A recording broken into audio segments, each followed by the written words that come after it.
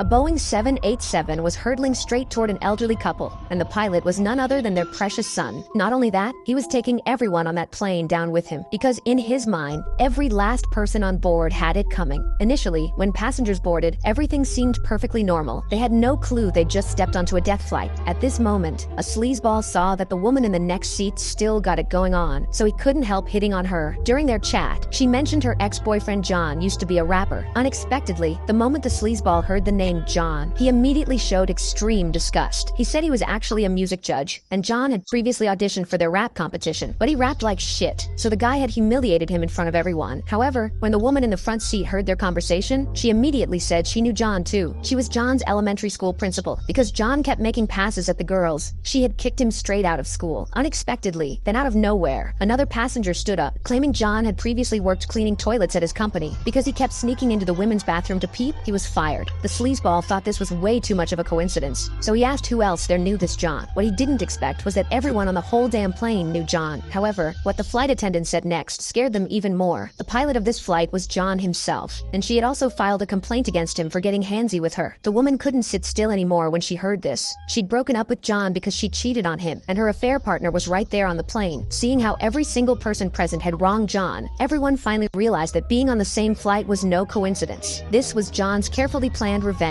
At this moment, a doctor rushed to the cockpit door. He was John's hemorrhoid surgeon. When removing John's hemorrhoids, he'd also cut out his prostate. He told John to open the door quickly and not do anything stupid. He also said none of this was their fault. If anyone was to blame, it was John's parents for bringing him into this world. However, as soon as the words were out of his mouth, John sent the plane plummeting toward the ground, and that elderly couple in the yard were his parents.